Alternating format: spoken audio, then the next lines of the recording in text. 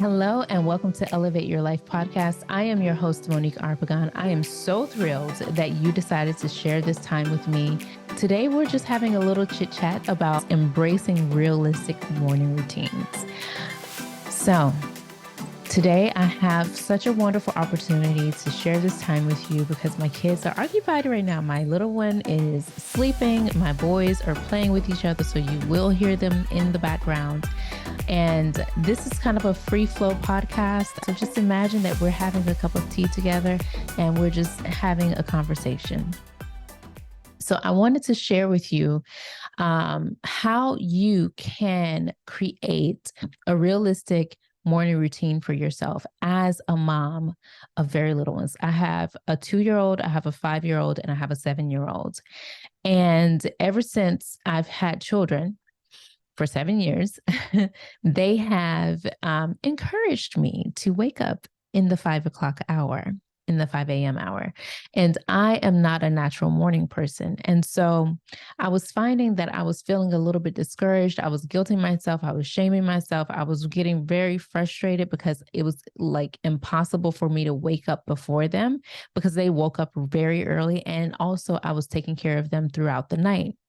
And so once I released my expectation that I am supposed to wake up before my kids, because that's what I saw on social media, okay, that acceptance really caused me to release a lot of suffering that I was causing myself.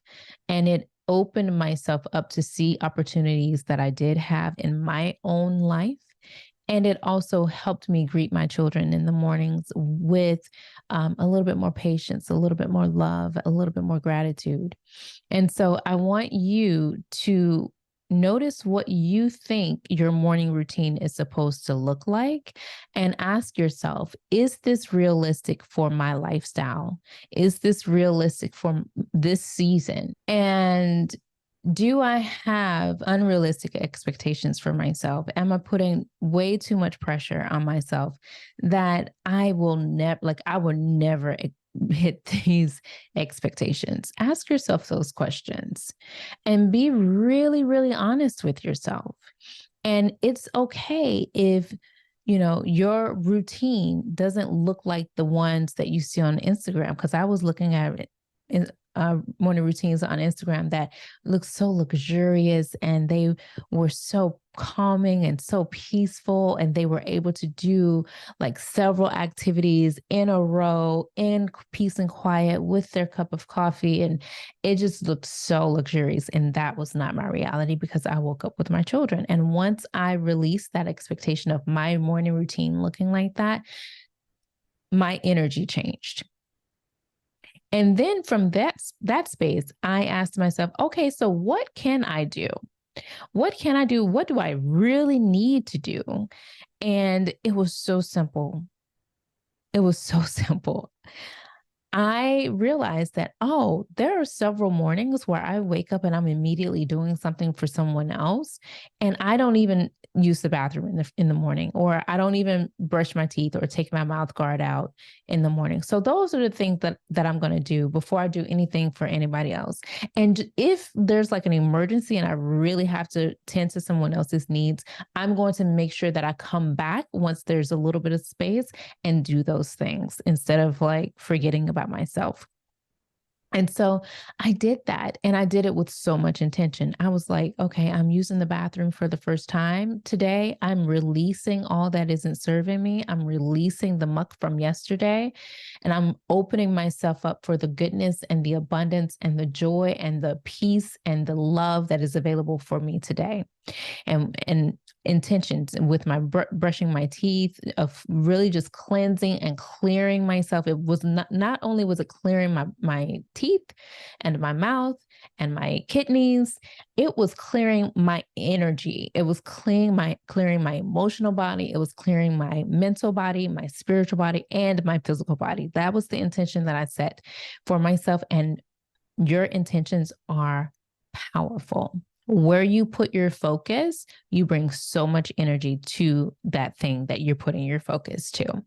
And you deserve your own focus. Let me just say that you are deserving of your focus. You are worthy of your own focus, time, and attention and love. And make sure you make space for you, because there is space for you. That was another thing that I needed to recognize.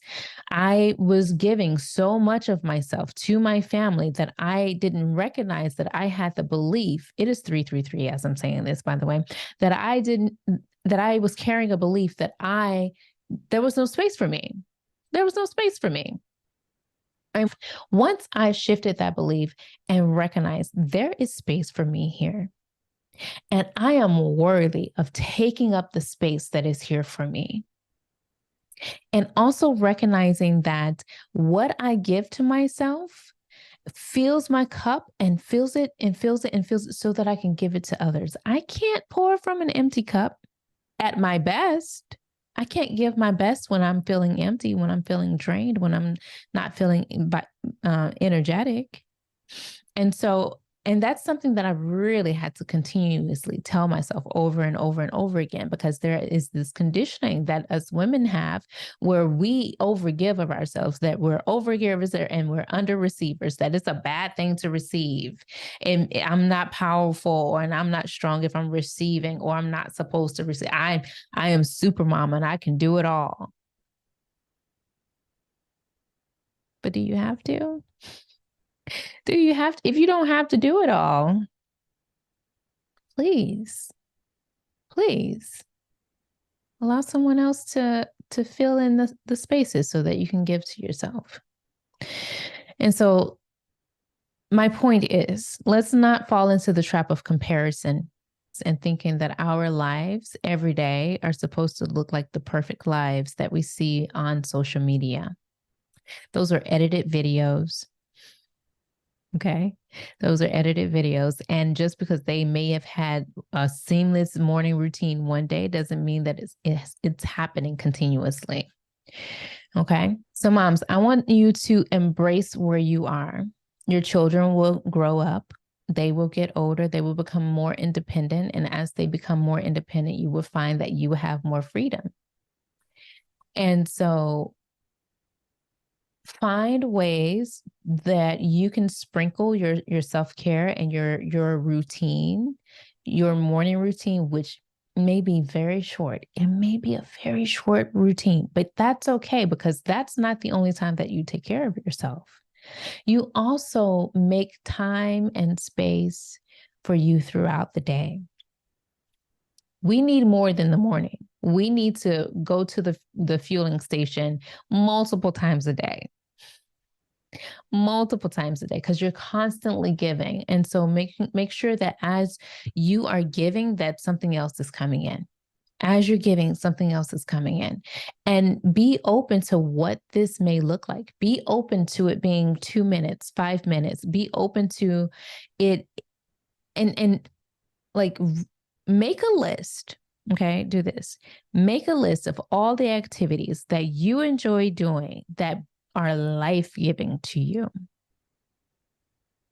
Things that you do outside, things that you do inside, things that you do with others, things that you can do with your children, because that is also important. That the time that you take for yourself, maybe you have the kids all day and no one else is coming in. They haven't taken a nap. But what can you do with them that will also fill your cup? Like, I like to go outside and I like to be in nature. So there are times when, okay, we're going to have breakfast on the deck, or we're going to have a picnic in the yard, or we're going to go to the playground. And when we're on the playground, I'm making sure that I'm getting some vitamin D and sunlight on my skin.